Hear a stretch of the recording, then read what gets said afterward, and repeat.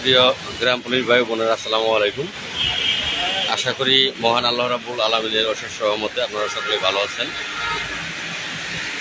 আজকে 29তম দিন আমাদের চাকুরি জাতীয়করণের এক দফা দাবি নিয়ে লাগাতার অবস্থান কর্মসূচি জাতীয় প্রেস ক্লাবের সামনে। আমরা প্রচণ্ড গরম সহ্য করে এখানে কিন্তু টিকে ছিলাম। আজকে আবার প্রচণ্ড বৃষ্টি উপেক্ষা করেও এখানে আমরা টিকে আছি। তো আপনারা সকলেই জানেন যে ইতিমধ্যেই কিন্তু পোস্ট করেছিলাম, ঝড় বৃষ্টি মানি না, জাতীয়করণ ছাড়া ঘরে ফিরে যাব না। তো এইখানে আমি ব্যাক ক্যামেরা দিয়ে দেখানোর চেষ্টা করব যে বিভিন্ন জায়গা থেকে গ্রাম পুলিশ এসেছে। এই ঝড় বৃষ্টি উপেক্ষা করেও তারা কিন্তু এসেছে। বিভিন্ন জেলা থেকে গ্রাম পুলিশ এসেছে, যা দুর্গম, অনেক দুর্গম পাহাড়ি এলাকায় থেকে গ্রাম পুলিশ এসেছে। আপনারা বরাবরই নীলরঞ্জন চাকমা দাদার কথা শুনে আসছেন, রাঙামাটি জেলার, যারা ফ্রিডম ফাইটার বলা চলে, যারা মুক্তিযুদ্ধ করেছে, সেখানে কিন্তু ফ্রিডম ফাইটার একটা উপাধি আছে। তো সেক্ষেত্রে রাঙামাটি থেকে যারা এসেছে তারা কিন্তু আসলে ফ্রিডম ফাইটার।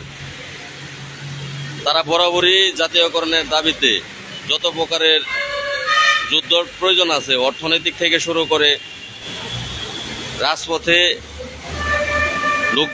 লোকজনের যে ব্যাকআপটা সেটা তারা দিয়ে থাকে। তো রাঙামাটির মতো যদি সকলেই দিত তাহলে কিন্তু আজকে জাতীয়করণ আরও অনেক আগেই হয়ে যেত। অনেক গ্রাম পুলিশ ঢাকার বিভিন্ন জায়গায় বৃষ্টির কারণে আটকে আছে। আবার একজন মহিলা গ্রাম পুলিশ দেখানোর চেষ্টা করব আমি আপনাদেরকে।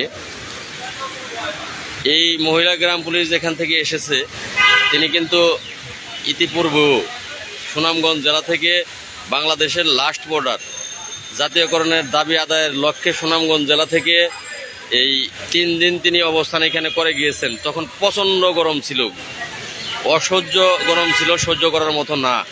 সেই গরমের মধ্যেও তিনি এখানে 47,000 গ্রাম পুলিশ বাহিনীর মুখে হাসি ফোটানোর জন্য, তাদের জাতীয়করণের যে প্রাণের দাবিটা সেই দাবি আদায়ের জন্য তিনি ইতিপূর্বে 3 দিন অবস্থান করে গিয়েছেন।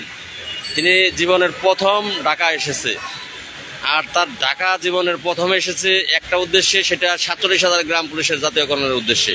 এটা আপনাদের ভাগ্যটা অনেক ভালো যে একজন মানুষ তার জীবনে ঢাকা আসেনি, সে জীবনের প্রথম ঢাকা এসেছে। সেই প্রয়োজনটা তার নিজের না, 47,000 মানুষের প্রয়োজনে তিনি ঢাকা এসেছেন। তিনি বসে আছেন, আপনারা দেখতে পাচ্ছেন তিনি বসে আছেন। আজকেও তিনি ঘরে থাকতে পারেনি।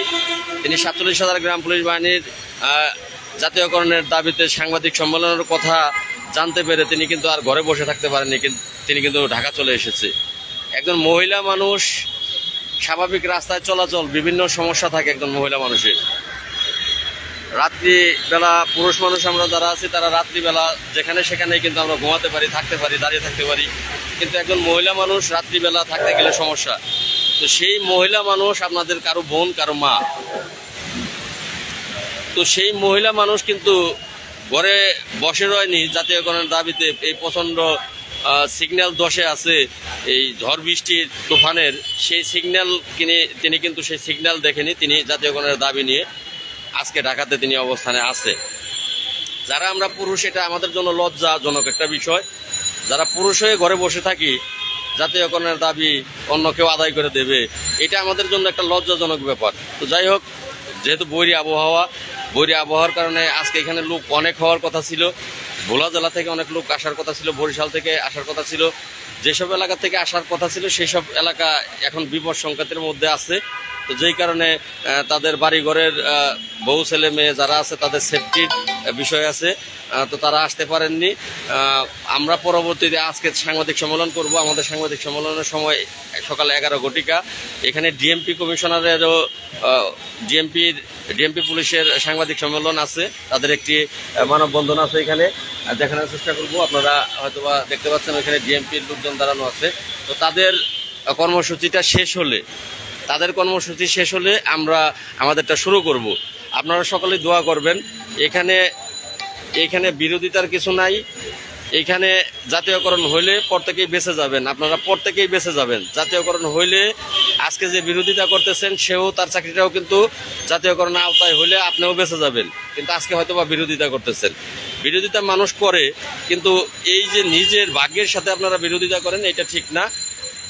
জাতীয়করণ হইলে এমন কোনো ব্যক্তি নাই সে বাঁচবেন না, প্রত্যেকটা ব্যক্তি বেঁচে যাবেন। বিশেষ করে যারা বিভিন্ন জেলাতে সভাপতি আছেন, থানাতে সভাপতি আছেন, তারা বয়স্ক লোক, তারা বৃদ্ধ লোক।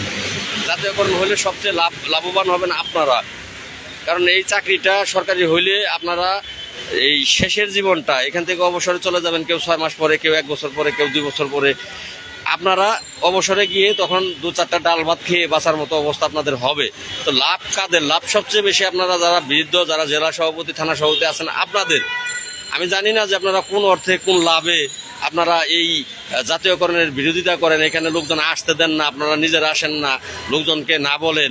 তো আপনি তো আপনার ভাগ্যের সাথে বিরোধিতা করতেছেন। লাস্ট জীবনে ভিক্ষা করে খাবেন সেই ব্যবস্থাটা আপনি নিজে করতেছেন।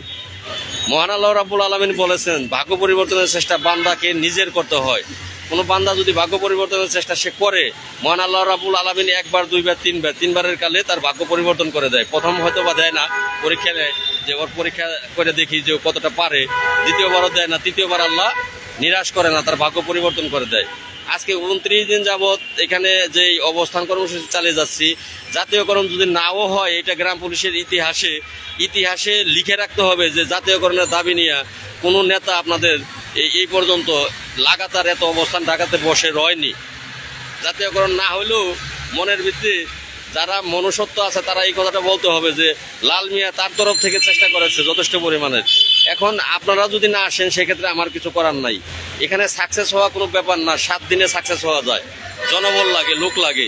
আপনারা যদি প্রচুর পরিমাণের গ্রাম পুলিশ ঢাকাতে আসতেন তাহলে আমার 29 দিন যাইতো না, 10-15 দিনের মধ্যে জাতীয়করণ হয়ে যেত। 29 দিন যাইতো না, 10-15 দিনের মধ্যে জাতীয়করণ না হলেও মাননীয় প্রধানমন্ত্রী স্বয়ং নিজে বলতো যে জাতীয়করণ দিচ্ছি না, এইটা দিচ্ছি। এটা প্রধানমন্ত্রীর মুখ থেকে আপনারা টিভি চ্যানেল পত্রিকায় বিভিন্ন জায়গায় আপনারা জানতে পারতেন, দেখতে পারতেন যে প্রধানমন্ত্রী আপনাদের নিয়ে কথা বলতেছে। ইতিপূর্বে আপনারা দেখেছেন অল্প কিছু চা শ্রমিক, সেই চা শ্রমিকদের চা শ্রমিকরা উপহার দিয়েছে প্রধানমন্ত্রীকে, সেইটা তিনি হাতে নিয়ে গর্বের সাথে কিন্তু বলেছে যে এইটা আমার চা শ্রমিকেরা দিয়েছে, এটা আমার অনেক বড় উপহার। তাহলে গ্রাম পুলিশের কথাও মাননীয় প্রধানমন্ত্রী তার মুখ দিয়েই বলতো, কিন্তু সেই আসলে আপনারা কিছু কিছু সময় খারাপ ভাষা আসে, আপনারা অমানুষ, আপনারা সেই সুযোগটা এই হেলায় হারিয়ে ফেললেন। 29 দিন এখানে অবস্থান করলাম, 29 দিন যদি আপনারা লাগাতার অবস্থানে এখানে গ্রাম পুলিশ এই রাস্তা সম্পূর্ণটা হয়ে যেতেন, ওই প্রধানমন্ত্রীও নাইমে আসতো এখানে, আল্লাহ নাইমে আসে উপরের থেকে। কখন নামে? যদি আল্লাহকে আপনি ঠিক মতো ডাকতে পারেন, ডাকার মতো ডাকলে আল্লাহও নামে, বান্দার কাছে হাজির হয়। আর দেশের প্রধানমন্ত্রী সে তো এই দেশের জনগণের জন্য। যদি আপনারা ঠিক মতো কাজ করতে পারতেন তাহলে প্রধানমন্ত্রীও নাইমে আপনাদের কাছে আসতো। যেমন চা শ্রমিকদের কাছে প্রধানমন্ত্রী নাইমে আসছিল, তিনি চা শ্রমিকদের সাথে ভার্চুয়ালে কথা বলেছে। আজকে আমাদের সাথেও সেই ঘটনাটা ঘটেনি commander Mustafa Kamal, M A Naser, Bhaben বাবু, দেলোয়ার, এই 4-5 জন ব্যক্তির কারণে। এই ব্যক্তিগুলো জেলা সভাপতি, থানা সভাপতি তাদেরকে বারবার নিষেধ করতেছে যে কোনো লোক যেন এখানে না যায়। আর তাদের কথা মতো আপনারা জেলা সভাপতি, থানা সভাপতি যারা আছেন তারা এই কাজগুলো করে যাচ্ছেন। তো যাই হোক, কিচ্ছু বলার নাই।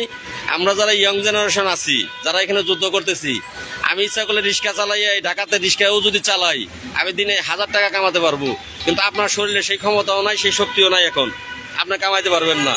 তাহলে লাভ বেশি আপনার, আমার লস নাই, আমার কোনো লস নাই, লজ্জা আপনার, লাভ হয়তো আপনার। তো আপনারা যদি মনে করেন যে আসলেই আমাদের এই দাবিটা সঠিক, এই কাজটা সঠিক, তাহলে এখনো সময় হাতে আছে। আরো কষ্ট যদি আমাকে করতে হয় আমি করতে প্রস্তুত আছি। আপনারা যদি আরো কষ্ট আমাকে দিয়ে খুশি থাকেন, আমি আরো কষ্ট করতে প্রস্তুত আছি। আমি অবস্থান লাগাতার চালিয়ে যাব। তো সামনে সেই সময়টা আমি গ্যাপ ধরবো। আজকে যেহেতু বৈরী আবহাওয়া, আমি হয়তোবা 10 দিনের সময় সাংবাদিক সম্মেলনের মাধ্যমে জানিয়ে দেব। 10 দিন পরে আবারও আরেকটি সাংবাদিক সম্মেলন দেব। সেই সাংবাদিক সম্মেলনে অবশ্যই আপনারা আসবেন, সেটা দিন তারিখ সহ আমি সাংবাদিক সম্মেলনের সময় প্রকাশ করব।